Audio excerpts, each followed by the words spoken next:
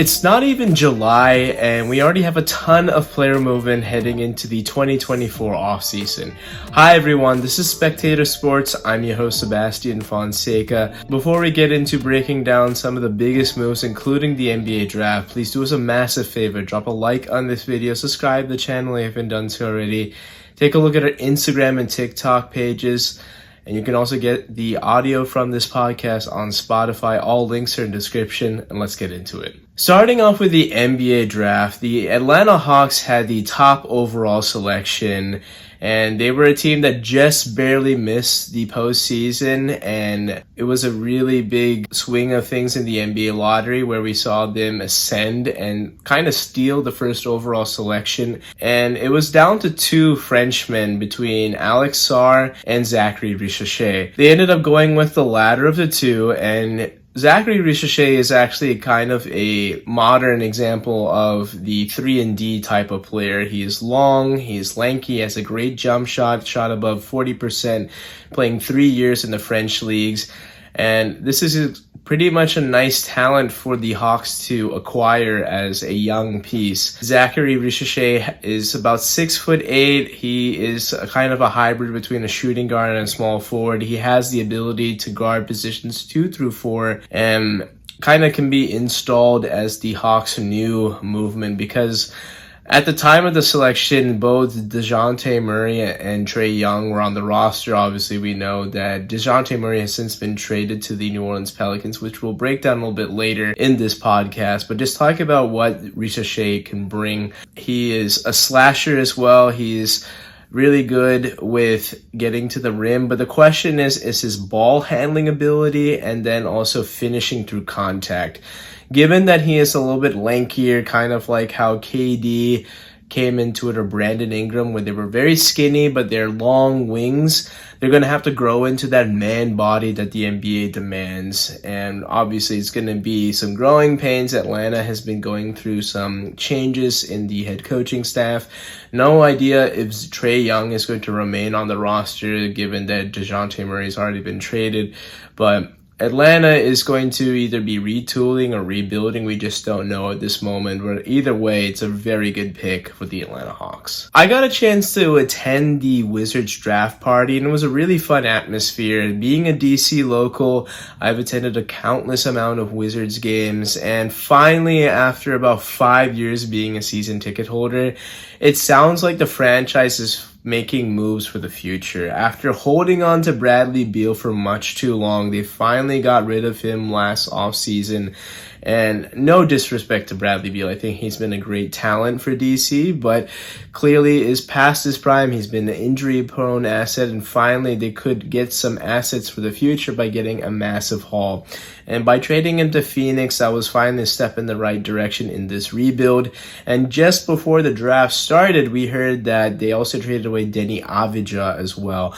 Deni was kind of a tricky piece. He was drafted in the 2020 draft and definitely had some skills, but clashed and took away time from Rui Hachimura. Eventually took Rui's spot, but we knew that Deni just didn't seem to ascend to what that first round talent grade that we expected him to be for the Washington Wizards. So they had a nice little pickup, and they got some pretty decent value for him, and they got another first round pick.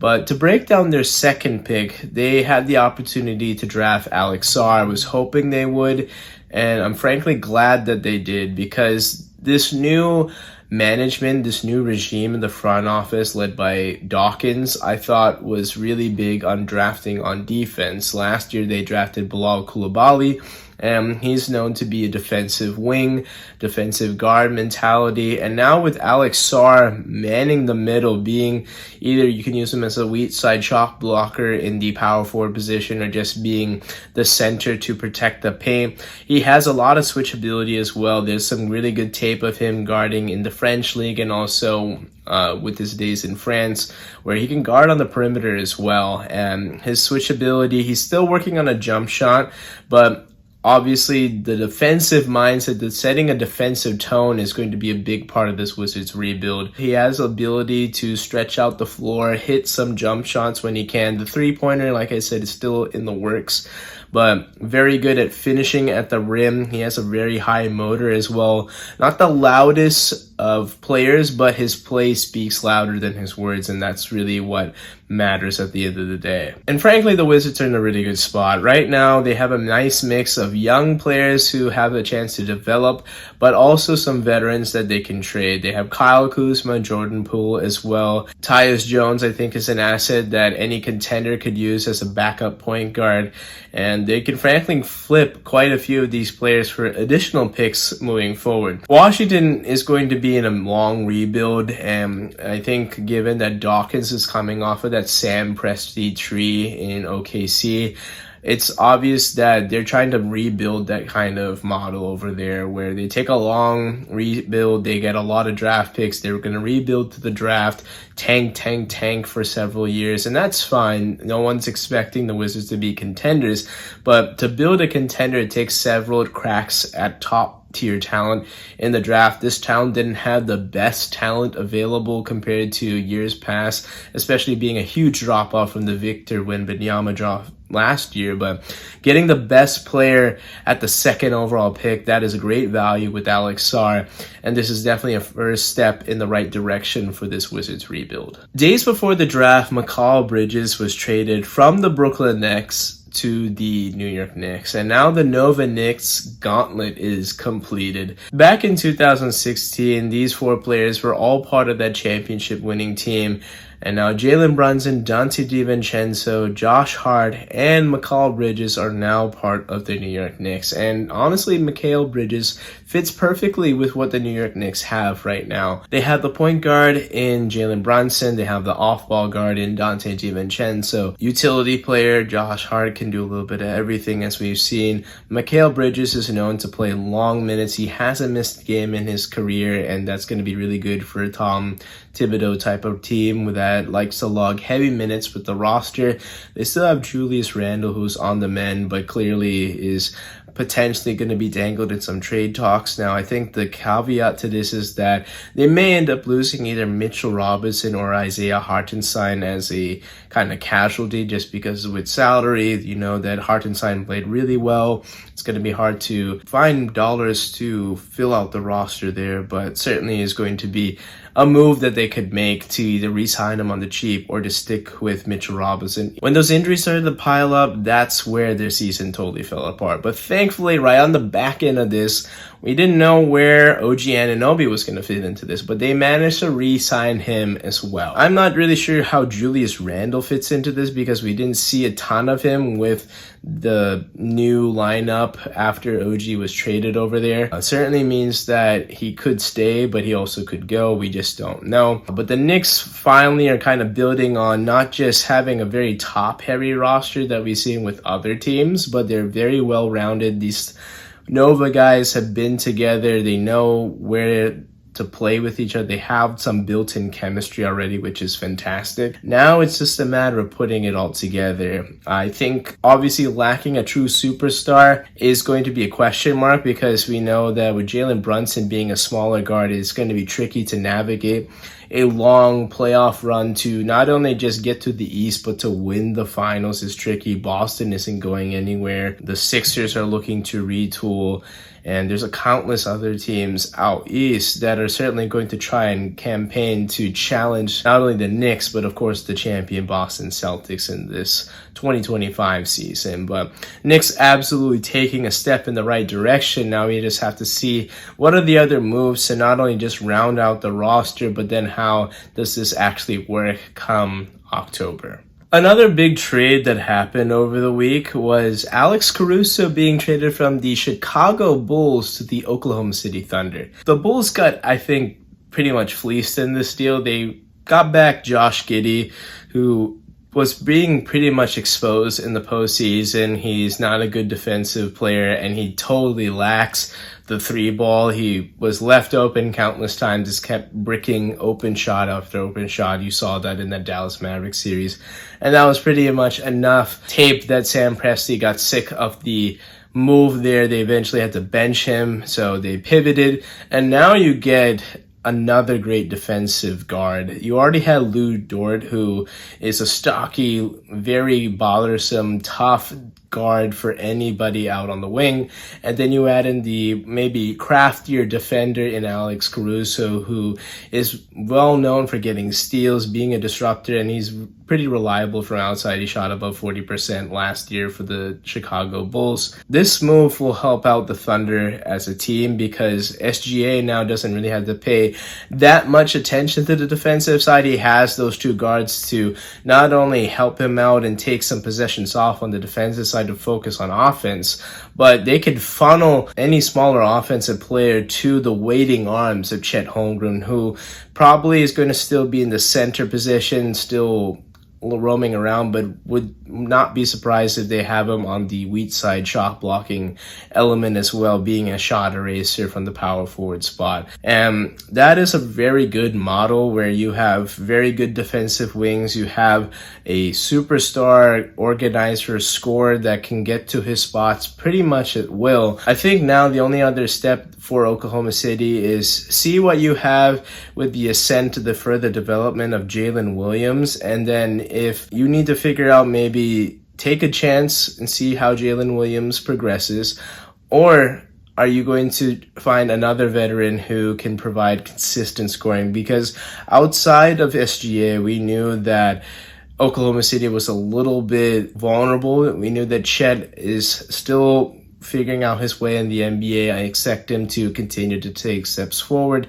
As he develops, he's going to get more minutes, he's going to take more shots, get better in certain facets of the game. But we also need to see the Thunder not be so SGA dependent. That is a big factor going forward.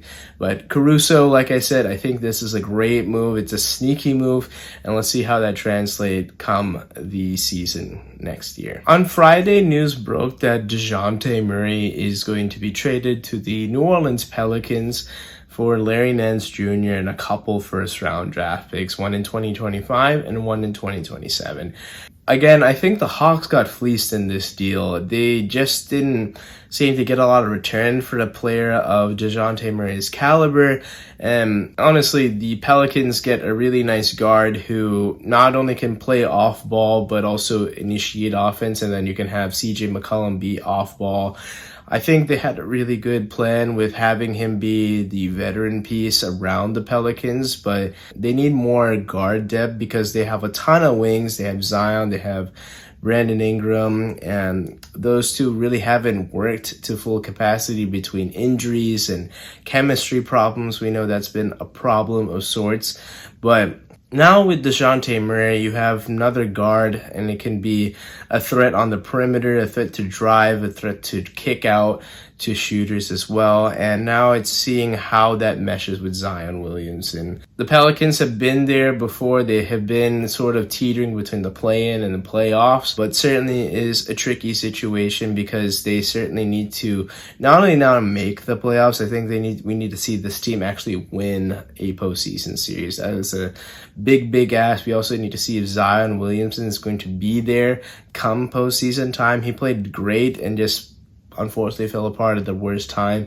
But again, this is a win for the New Orleans Pelicans and certainly is a question mark for what is the moves going forward for the Atlanta Hawks. Could Paul George be on the move? Because he's arguably the biggest domino of the 2024 offseason, and wherever he falls, whatever decision he makes alongside with the cooperation of the Los Angeles Clippers is going to dictate a lot of other moves come this offseason. Paul George has a few options. He can opt in to the final year of his deal with the LA Clippers, and that means he would cash in $48 million, which is obviously a very nice sum. We don't know if he wants to stick around with this Clippers team. There's been rumblings that he's maybe would opt in and demand a trade out, and that would facilitate the Clippers at least having him in contract. They wouldn't lose him for nothing. Essentially kind of like a sign and trade type of deal. And what you could do is you could get some really good return for Paul George, depending on if the Clippers are swayed that way. He's been tied to the Philadelphia 76ers. I think they would have a really nice set of assets to get back in return. Definitely it's been tied to the Golden State Warriors. I think that would be a really nice move for Golden State, given that they've been really good with small forwards recently. With Steph Curry heading into the back nine of his prime, per se, he still can give you a puncher's chance, but he absolutely needs some help. Just through 2 years ago, we saw him with Klay Thompson, Jordan Poole, Draymond as well, and a ascending Andrew Wiggins be in that small forward position and give you some very good defense, hit some open jump shots, especially from the outside, and be a consistent secondary scorer for this Golden State team. And I think Paul George could kind of absorb what Jordan Poole gave you and what Andrew Wiggins gave you there. Certainly still need to fill up some holes because there's a likely departure of Klay Thompson in this offseason, but I really would like to see Paul George go to Golden State. I think that would just kind of at least give him some more of a chance to get into the not only just the postseason, but win some series, be a dark horse contender in a very, very tricky Western Conference. His ability to not only just defend, but take some pressure off of Steph Curry would be ideal for Golden State. I think he still has a lot left in the tank. Might be the safest thing to predict that he just rides out the offseason and opts in to the LA Clippers, stays a final year, because we know that with the Clippers opening up this into a dome, that they don't want to open it to a listless team of Kawhi Leonard for maybe a few games until his load management kind of kicks in, and then no other good players. So it's really up to Paul George and also the Clippers to work in tandem to see if they want to stay together or help facilitate a trade, get Paul George out of LA. The LA Lakers really did it, and with the 55th overall pick, they actually selected Bronny James, LeBron James' son, and they are going to be the first duo in the NBA to not only play in the league together, but also on the same team. This kind of reminds me of shades of Ken Griffey Jr. playing with his dad, Ken Griffey Sr., with the Seattle Mariners in the baseball. But this is really, really exciting. Whether or not it's nepotism, whether or not it's just for hype, media clicks, whatever it is, it's a really nice story to see a father and son play on the same court, not only as opponents, but now as teammates.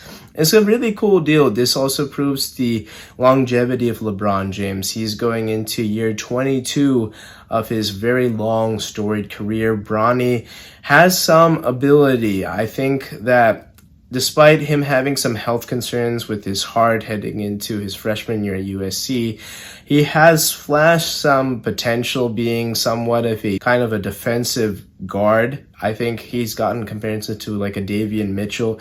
Regardless, it's low risk, high reward, right? It's the 55th overall pick. You're hoping that something sticks. You're happy if he is some guy to finish off your rotation. And we're not expecting a lot from Bronny, to be honest. I think the fact that we could see him on the court at some point, nice to see maybe a lob between son and father. That would be really, really cool.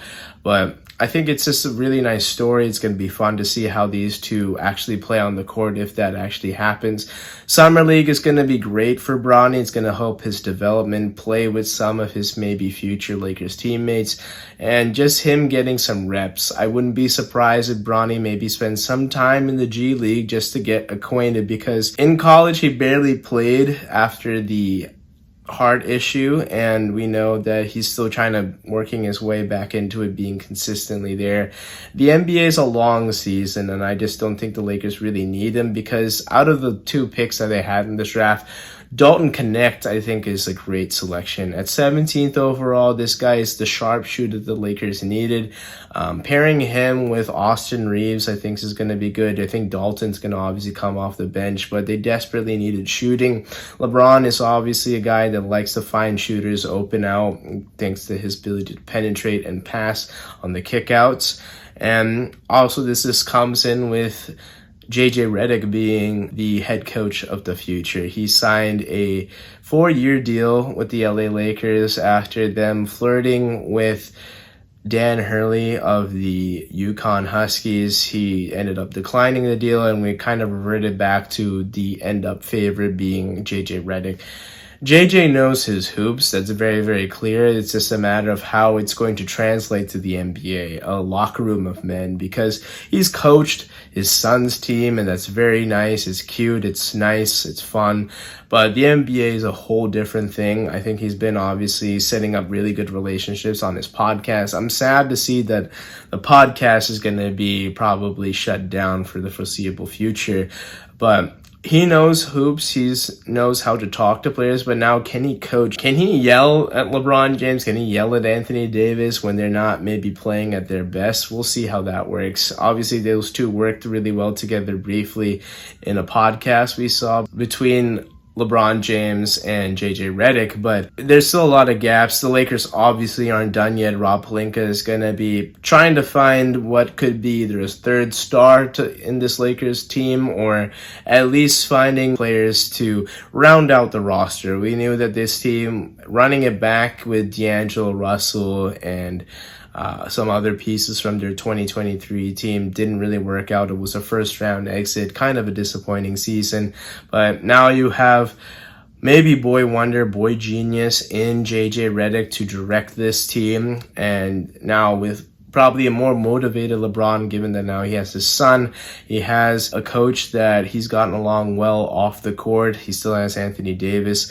The Lakers are certainly up there with making some more moves to ascend and be a Western Conference contender. All right, thanks guys for tuning in. That's it for this episode of Spectator Sports. Remember to drop a like on this video. Subscribe to the channel if you haven't done so already. It really helps Spectator Sports grow, reach a bigger audience. And remember, if you're also on TikTok and Instagram, or you want to enjoy Spectator Sports on a audio setting, we have that on Spotify. All links are in the description.